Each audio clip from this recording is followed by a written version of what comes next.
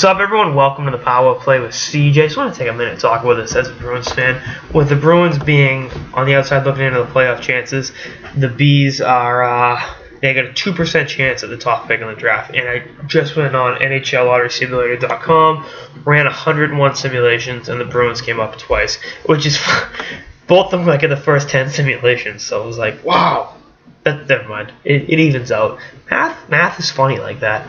But you know, if Connor McDavid were to be a member of the Boston Bruins, I wouldn't hate it, to be honest with you.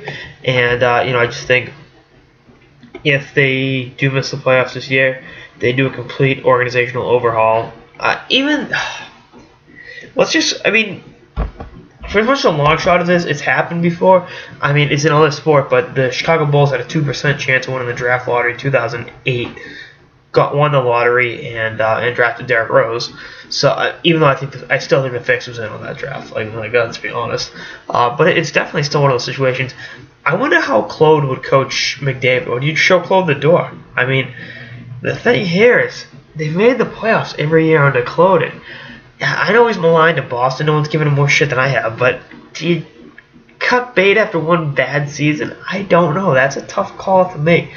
I'd get rid of Chiarelli, to be honest with you. I think his inaction at the 2014 deadline, when the team had a great chance of the Stanley Cup, when they could have gone for it, gone all in and gotten it done, cost them at least the Montreal series. I'm not going to go so far as to say it cost them the Stanley Cup, but it cost them the Habs series easily. I mean, you get guys like Vanek and Matt Molson, on the market, chose not to do anything, and it's like,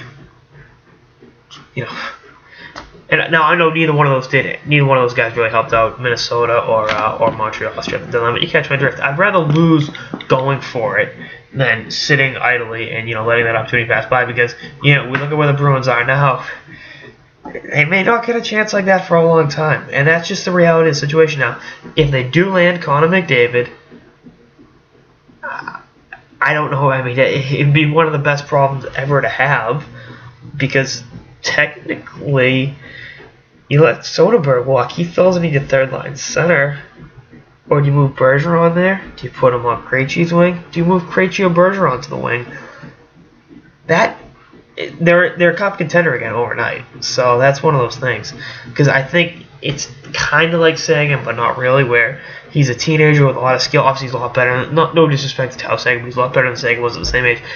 And, you can kind of baby his minutes a little bit, whereas opposed to Edmonton or Buffalo, be like, yeah, just get out there and you do your thing. And, if you get screwed, you get screwed out there. But, I just think if they can, it'd be an interesting fit. I don't know if Claude's the right fit for him, though. That's the thing. I don't want to show the guy the door to him. And, again, no one's maligned Claude more than I have, but one of those damned if you do, damned if you don't situations. But I would not be opposed to seeing Connor McDavid rocking number 97 for my Boston Bruins. So, anyway, that's like a sort of the power play on the Boston Bruins bound for the lottery.